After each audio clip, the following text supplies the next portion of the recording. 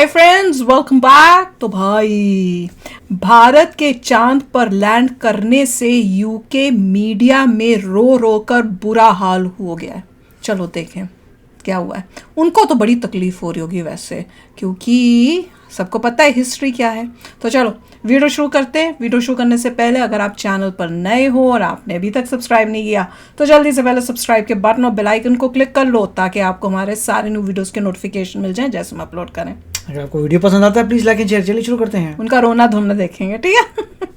नमस्कार दोस्तों, स्वागत है आपका हिंदी नॉलेज शो में। तो दोस्तों, ये बात मैं आपको कल रात ही बताने जा रहा था, लेकिन फिर मैंने सोचा कि यार सब लोग इतना खुश हैं, खुशियां मना रहे हैं, ऐसे में ये बात जानेंगे तो लोगों का खून जलेगा, गुस्सा आएगा, इसलिए मैं रुक गया। लेकिन आज बातें हद से बाहर जा चुकी हैं और ये बात आपका जानना हद से ज्यादा जरूरी है। तो इसीलिए बिना भूमिका बांधे मैं डायरेक्ट मुद्दे पर आता हूं। तो दोस्तों, हुआ ये है कि कल शाम जैसे ही हमारा मिशन चंद्रयान सक्सेसफुल हुआ, हम चांद की जमीन पर लैंड हुए, उसके बाद दुनिया भर से हमें बधाइयां मिलनी शुरू हो गई। दुनिया के लगभग हर एक देश ने हमें बधाइयां दी, यहाँ तक कि पाकिस्तान से बधाइयां आई और चीन का वो सरकारी मीडिया ग्लोबल टाइम्स जो हमेशा भारत के खिलाफ जहर उगलता है, उसने भी भारत के लिए एक प्रॉपर आर्टिकल छापा फुल पेज का और भारत को बधाई दी और साथ ही ये भी बताया कि कैसे ये दुनिया को बहुत ज्यादा फायदा देगा। यानी कि ओवरऑल ऐसा समझिए कि क्या दुश्मन क्या दोस्त सभी इकट्ठे आ गए भारत को धन्यवाद। चाइना और पाकिस्तान के बधाइयों से जरा भारत की सावधान। यहाँ तक कि पाकिस्तान से भी ऐसी खबरें नहीं आई। लेकिन आप जानकर हैरान होंगे कि जो उम्मीद हम पाकिस्तान से करते हैं उसे पूरी की है एक यूरोपियन देश ने। उसका नाम है यूनाइटेड किंगडम या फिर ग्रेट ब्रिटेन। जी हाँ, और ये बात मैं आपको पहले ही बता दूं कि इस बार बात बहुत ज्यादा बड़ी है, क्योंकि पहले तो ब्रिटेन के इक्का दुक्का लोगों ने सवाल उठाए थे भारत पर। इस बार तो पूरा ब्रिटेन भारत के खिलाफ खड़ा हो गया है। सबसे पहले शुरुआत करते हैं बीबीसी से। India, a country that lacks a lot of infrastructure, a country that has extreme poverty. I think more than 700 million Indians don't have access to a toilet. ये तो देखा था मैंने। Really, should they really be spending this sort of money on a space program? जी हाँ, आपने सही सुना। BBC का ये एंकर ये कह रहा है कि भारत जो एक्सट्रीम पॉवर्टी में है, लोगों की हालत खराब है, लोगों के पास टॉयलेट नहीं है, क्या उसे इतने सारे मिलियंस ऑफ डॉलर्स फूकने चाहिए चांद पर? इन्हें तो अपने देश में इंफ्रास्ट्रक्चर पर पैसा लगाना चाहिए। भारत दूसरों को सलाह देने की जगह अपने अपनी देश का फिक्र करो। बीबीसी का ये रेसिस्ट एंकर यहाँ भी नहीं रुका, भारत के बारे में और भी बहुत सारी बातें इसने बोली है। सारी मैं आपको नहीं दिखा पाऊंगा वरना कॉपीराइट डाल सकता है बीबीसी। लेकिन फिलहाल आप इतना समझ लीजिए कि धुआं निकल रहा है, मतलब किसी की तो जली है। लेकिन यकीन मानिए किसी की नहीं, पूरी ब्रिटिश मीडिया की ही जली है। एक और ब्रिटेन का न्यूज चैनल है जिसका नाम है ग्रेट ब्रिटेन न्यूज। इनके एंकर साहब ने कल एक वीडियो जारी करी और कहा कि मैं इंडिया को सबसे पहले कांग्रेचुलेट करना चाहूंगा कि आपने बहुत बढ़िया काम किया, चांद पर आप लैंड कर गए। लेकिन इसी के साथ मैं भारत को इन्वाइट करना चाहूंगा कि 2016 से लेकर 2021 तक हमने आपको 2.3 बिलियन डॉलर दिए हैं विदेशी मदद के तौर पर, हमारे पैसे वापस कीजिए। लेकिन इससे पहले कि इसकी बात का जवाब हमारा कोहिनूर वापस दीजिए, ट्विटर ने दे जो लूट के लिए वो दीजिए। ट्विटर पर फेक न्यूज फैलाता है ना, ट्विटर उसे कम्युनिटी नोट देता है, मतलब कि उसके ट्वीट के नीचे अपना नोट दे देता है कि ये व्यक्ति गलत बात कह रहा है। असल बात ये है, आप देखिए इस व्यक्ति ने जो वीडियो जारी करी उसके नीचे ही ट्विटर ने बता दिया है कि जिस पैसे की ये बात कर रहे हैं वो भारत सरकार को कभी मिला ही नहीं। वो तो भारत के अंदर अलग अलग जगह इन्वेस्ट किया गया है और बाकी बचा हुआ एड के तौर पर जो एनजीओज हैं उन्हें दिया गया है। अपना प्रोपेगेंडा करते हैं, इसरो को या भारत के किसी और ऑफिशियल दफ्तर को कोई पैसा एक चवन्नी भी नहीं दी गई। यानी कि ये व्यक्ति कितना बड़ा झूठा और रेसिस्ट है खुद ट्विटर ने बता दिया है। बात सिर्फ यहीं तक सीमित नहीं है।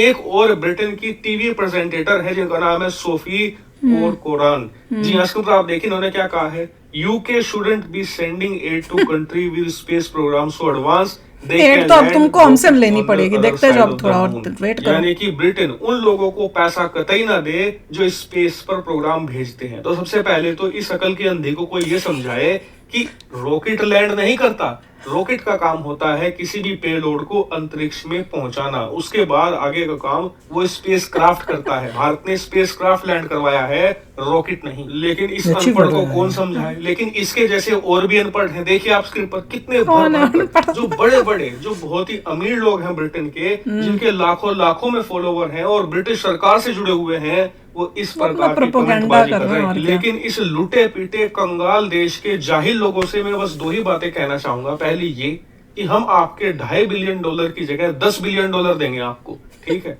आपकी एक एक चवन्नी हम लौटाएंगे।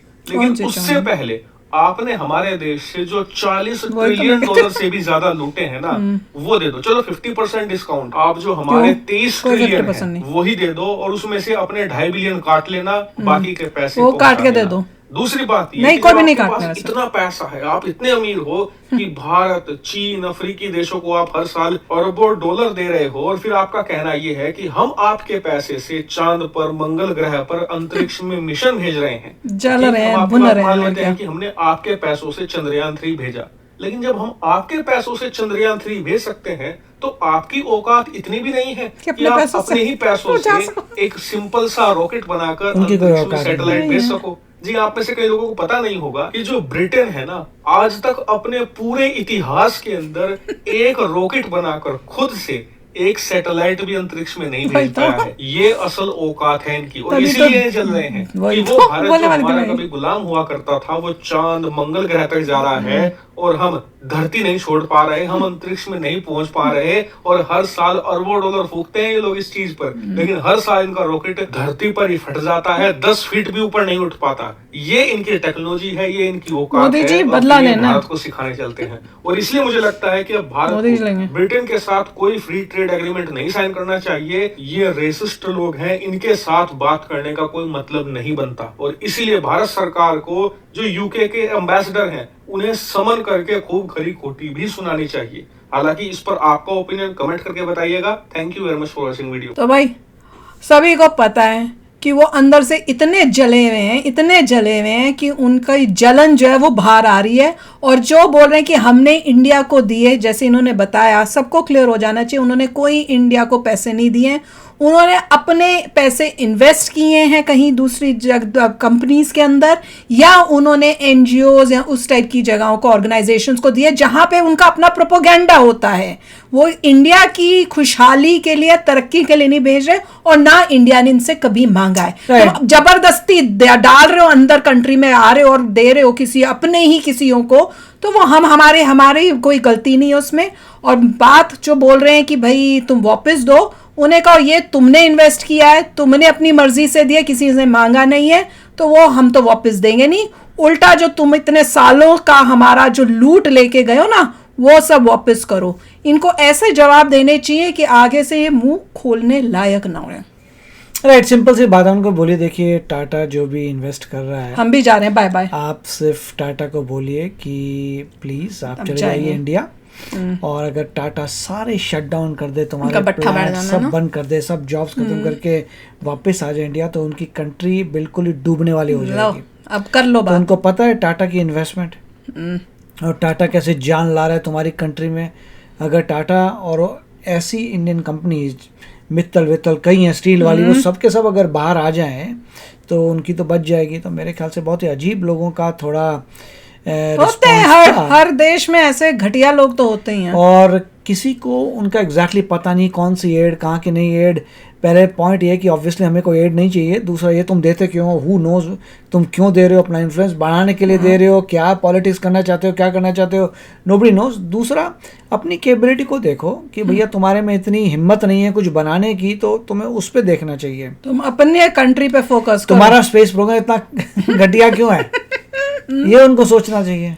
ये बोलने के लिए भी तुम्हारा अच्छा, अभी तुम अपना अच्छा करो ना। नहीं, और उनको मेरा एक जवाब ये है कि तुम्हारी कंट्री जो है डूब रही है, इतनी बुरी हालत में थी। वो तो एक इंडियन अमेरिकन आया है एज अ प्राइम मिनिस्टर, और उसने उसको बचा के रखा हुआ। इंडियन ब्रिटिश, चलो हाँ, अमेरिकन गलती से निकला, इंडियन ब्रिटिश, उसने बचा के रखा। नहीं तो अभी तक देखा था कैसे नीचे जा रही थी। कोई लीडर ही नहीं, कोई लीडर ही नहीं अक्ल वाला, वो भी एक इंडियन ने आके बचाया तुम्हारे देश को। तो तुम चुप ही रहो। तो चलो फ्रेंड्स, चलते हैं, मिलेंगे नेक्स्ट वीडियो में बहुत ही जल्द। Till then take care and bye bye. तो अगर आप मेरे इस चैनल पे नए हो तो जल्दी से सब्सक्राइब के बटन को हिट करो और बेल आइकन को क्लिक करो ताकि आपको मेरा जब नया वीडियो मैं लगाऊं आपको उसके बारे में जल्दी से पता चल जाए।